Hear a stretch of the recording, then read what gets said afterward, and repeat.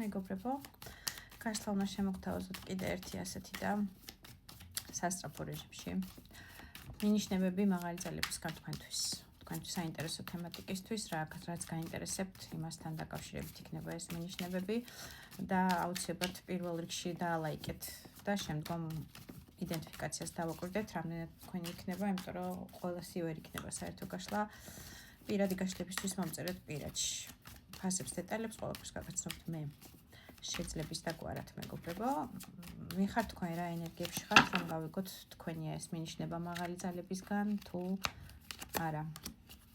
შეძლის დედოფალი ამოდის აქ ცეცხლის სტიქიის წარმომადგენელი შეიძლება ბრძანდებით ვერძილოვი მშულდოსნის ნიშანი, მაგრამ საერთო გაშლაში აუცილებელი არ არის. აქ არის ძალიან ფერადი ქალბატონი. გაშლა არის ორივე სქესისთვის, თქვენ თავზე უნდა მოერგოთ მამაკაცებმა ხოლმე როგორც წესი. აქ არის ძალიან მჭყველა, ძალიან ენერგეტიკულად ცეცხლოვანი ქალბატონი, მშრომელი ადამიანი, რომელსაც არ შეუძლია ერთ ადგილას გაჩერება. მე ამ ჟეზლის დედოფალს და მამაკაცს ასევე ეძახი ხოლმე, ძალიან უყვარს შრომა, თავის ენერგიის შრომაში ჩადება, ასევე ტემპერამენტი აქვს კონკრეტულად ჟეზლის დედოფალს. ძალიან მაღალზე განვითარებული, ძალიან მომხიბვლელია, ძალიან მიმზიდველია, შარმიანია, თავისი რაღაცა ქარიზმატიკა, თავისი სტილისტიკა აქვს, ფერადია, ასე ვთქვათ, ტონალობები, რომელიც საქართველოში ხიბლავს, რატომღაც მენაკლებად მხიბლავს, მაგრამ საერთოდ ფონი გვაქვს ასეთი, რომ 90% შავებში ჩაცმულები დავდივართ. ეს ქალბატონი არის ძალიან ფერადი, თავისი სტილისტიკა აქვს, განსხვავებულია, მაკიაჟი აქვს განსხვავებული, თმის რაღაცა სხვანაირი ფერი, სხვანაირი ვარცხნობა, ეს სულ სხვანაირია. თვალში რო გაივლის, თვალში მოგხვდება მისი ენერგეტიკა, მისი ფიზიკურობა, მისი სტილისტიკა, მისი ეს ხალისიანი ძალიან შეიძლება იუმორი გიყვართ, ასე მომდის კონკრეტულად არ ვიცი, ანეკდოტების მოყოლა იქნება თუ რაღაცა სახალისო ამბების გახსენებები და სიცილკისკისი, აი ძალიან მხიარული, ძალიან უშუალო ადამიანი, ძალიან ესეთი როგორც წესი ჟეზლის დედოფლებს ცოტა მისტიკაც ახასიათებთ და უყვართ, ეზოთერიკის მიმართ დამოკიდებულება იქნება, აფირმაციები, მანიფესტაციები, რაღაცეები, პატარ-პატარა რიტუალები თავისი სექსუალურობის გასაძლიერებლად, მომხიბვლელობის, ფინანსების მოსახვეჭად, აი ესეთი რაღაცა პატარ-პატარა მისტიურ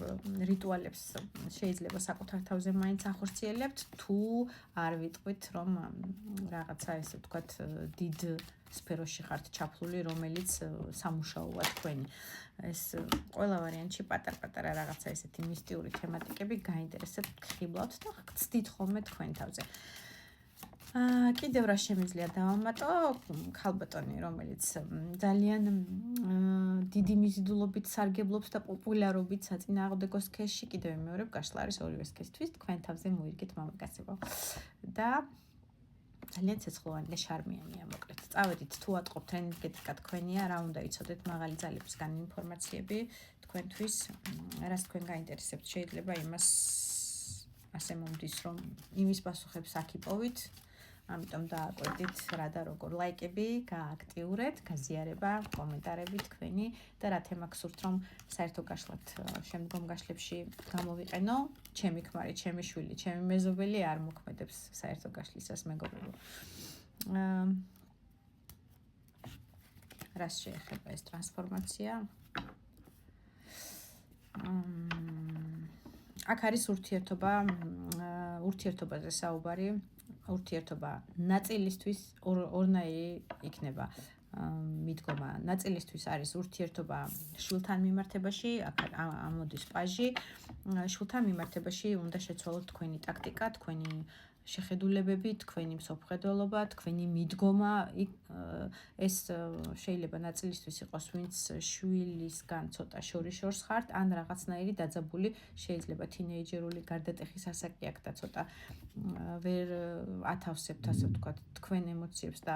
მის ემოციებს ერთმანეთს და რაღაცნაირი თქვენი ჰარმონია მშობლის და შვილის დაინგრა ბრჭყალებში. ცუდი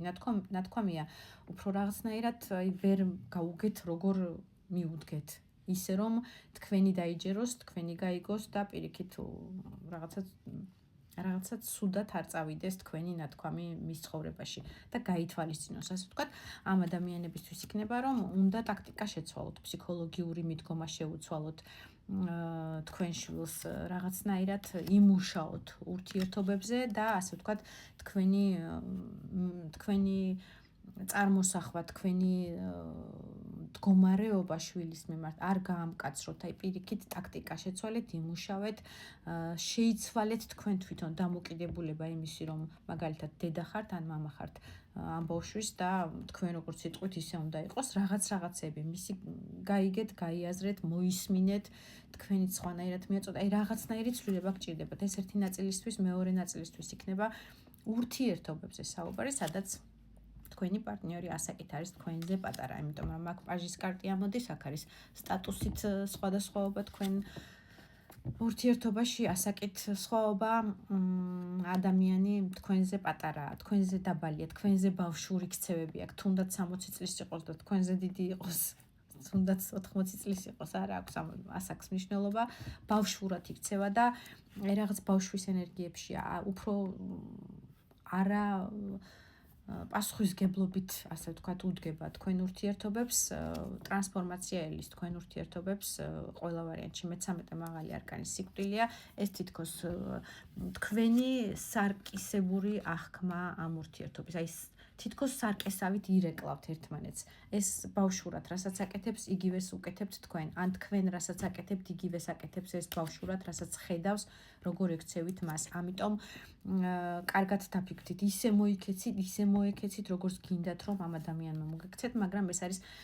ურთიერთობებზე მუშაობა, გჭირდებათ ყველა ვარიანტში, ტრანსფორმაცია ჭირდება ამ ურთიერთობებს და გადაყვანა სხვა ეტაპზე, ანუ ამ ფორმატში, სადაც მე შენ თუ ასე გამიკეთებ, მეც ასე გაგიკეთებ, ჯინიაობა და რაღაცნაირად გაუგებრობები ერთმანეთის არ მოსმენა, ერთმანეთის ჯინაზე გაკეთება, ერთმანეთის სარკისებური აღქმა და ჩვენება იმისი, რომ შენ თუ ცივი ხარ, მეც ცივი ვიქნები შენ მიმართებაში, არ გამოგადგებათ, ესეთი ურთიერთობა უნდა დასრულდეს და გადაიყვანოთ ეს ურთიერთობა, ან სხვა ეტაპზე ახლებურად დაიწყოთ ურთიერთობა, თუ მაინდა-მაინც ძალიან გჭირდებათ და გინდათ ამ პარტნიორის და ამ ურთიერთობაში ყოფნა, ასე ვთქვათ, ესე ვერ გაგრძელდება. ეს დასრულების პირას არის, ან დასრულდება ასე ვთქვათ, სრულდება ეტაპზე ხართ, თუ ამ მდგომარეობას გააგრძელებთ. თუ იმუშავებთ ამ ურთიერთობებზე, მაშინ იგივენაირად აღარ უნდა იმუშაოთ, იგივე შეცდომები და იგივე მიდგომები არ გამოგადგებათ, მაინც დასასრულს გამოიწვევს ამ ურთიერთობებში, ამიტომ სხვანაირად უნდა იმოქმედოთ. აქ დამოკიდებულებებზე და ეჭვიანობებზეა საუბარი პარტნიორულ ურთიერთობებში, აქ არის ძალიან კარგი შეწყობადობა თქვენი ინტიმურ სფეროს თუ იტყვი და ესეც ერთგვარად გაგდებთ დაბალ ვიბრაციებში, ეჭვიანობა, მესაკუთრეობა, არ ვიცი ზოგისთვის მოსაწევ დასალევ რაღაცა თრობის ენერგეტიკაში გდება, რომ აი განთავისუფლდე იმ ეჭვისგან, იმ ნერვიულობისგან, რომ სად არის რა შვება, უჩემოთ, როგორ არის, სხვასთან ხო არ არის და ასე შემდეგ. აი ყველანაირ დაბალ ვიბრაციაში ეშმაკის კარტით გაგდებთ ეს მდგომარეობა, ამიტომ ამ კარტიდან ამოსვლა ცოტა რთულია, მაგრამ სიკვდილთან ერთად მე-13 მაღალი არკანი ასრულებს ამ მიჯაჭვულობის მდგომარეობას, გაგიადვილებთ, შემიძლია გითხრათ, ეს სიკვდილი ამ კარტით აი ამ დამოკიდებულებაში ყოფნას, აი ამ ერთგვარ ჭაობში ნეგატივისა, ეჭვიანობისა, მესაკუთრეობისა და თუ გსურთ, რომ ეს ურთიერთობა არ დასრულდეს და სამუდამოდ არ დასრულდეს სიკვდილით, მაშინ ტრანსფორმაცია უნდა განიცადოს თქვენმა ურთიერთობებმა და ერთმანეთთან მიმართებაში დამოკიდებულებამ. კიდე სხვებისთვის მაღალი ძალებისგან რა იქნება მინიშნება თქვენთვის საჭირო ინფორმაციაზე 3 კარტიდან 2 მაღალი არკანი ამოდის, მეორე მაღალი არკანი ქურუმი ქალი, 21 მაღალი არკანი სამყარო და თასის დედოფალი. იმაზე რაც თქვენ გაინტერესებთ, რა თემატიკასაც არ უნდა შეეხებოდეს, ახლა ეს არის გლობალური თემა, თქვენი ემოციური ფონი, რისკენაც არის მიმართული, ეს იქნება ურთიერთობები, სამუშაო რეჟიმი, ოჯახური მდგომარეობა, ფინანსები თუ ასე შემდეგ და ასე შემდეგ, თქვენ წინათგრძნობას მიენდეთ, აქ არის ძალიან კარგი წინათგრძნობის მქონე პიროვნება, ვინც ახლა მე მიყურებთ და აი ამ ერთგვარ დასასრულს მიაღწევთ, გამოხვალთ ლაბირინთიდან, გამოხვალთ პრობლემური სიტუაციიდან, თქვენი წინათგრძნობა, რასაც გიკარნახებთ, იმით მოიქეცეთ, სინდისიერად, სამართლიანად და ყველაფერი იქნება თქვენ